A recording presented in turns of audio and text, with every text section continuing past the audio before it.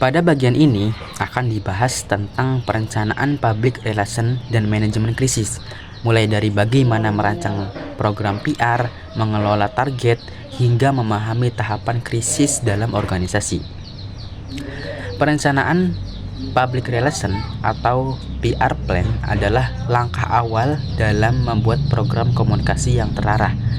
PR plan berfungsi sebagai peta jalan dan atau roadmap mulai dari perencanaan, pelaksanaan hingga evaluasi program.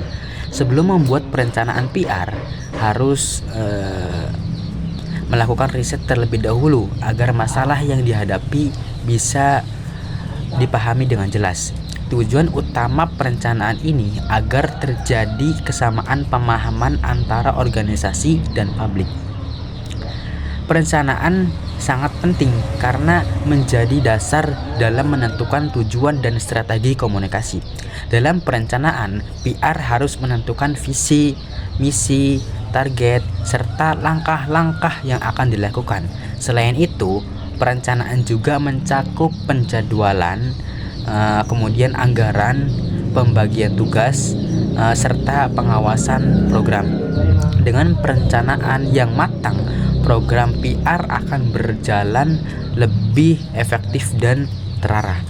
Untuk mencapai tujuan, PR perlu mengelola target dengan langkah yang sistematis. Secara umum, ada 6 langkah dalam perencanaan PR, yaitu mengenali situasi, menetapkan tujuan, menentukan sasaran, memilih media, menyusun anggaran, dan mengukur hasil. Selain itu, terdapat 4 langkah utama, yaitu menentukan masalah, merancang program, melakukan komunikasi, dan melakukan evaluasi. Langkah-langkah ini sangat membantu sekali dalam menjalankan program PR secara terstruktur. Kita masuk ke dalam pembahasan anatomi krisis. Dalam organisasi, krisis memiliki tahapan yang disebut anatomi krisis. Tahapan pertama adalah prodromal, yaitu munculnya tanda-tanda awal krisis. Tahap yang kedua adalah akut, yaitu krisis mulai terjadi dan menimbulkan dampak. Tahap yang ketiga adalah kronik, yaitu proses pemulihan dan perbaikan. Dan tahap terakhir adalah resolusi, yaitu kondisi mulai stabil dan dapat dikendalikan. Jika organisasi mampu mengenali krisis sejak awal, maka krisis bisa dicegah sebelum menjadi besar.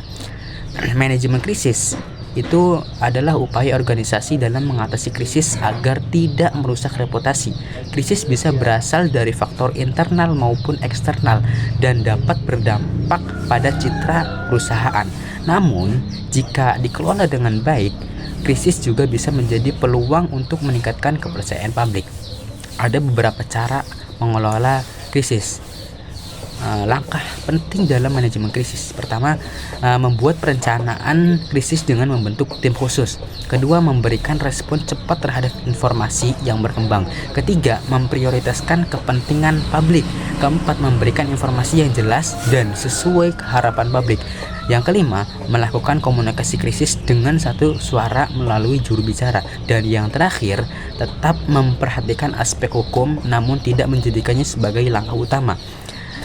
Dapat disimpulkan bahwa perencanaan public relation sangat penting dalam menjalankan program komunikasi yang efektif. Selain itu, manajemen krisis juga berperan dalam mencegah, mengelola, memulihkan kondisi organisasi saat terjadi krisis tersebut. Dengan perencanaan yang matang dan strategi yang tepat, organisasi dapat menjaga reputasi dan kepercayaan publik. Seperti itu.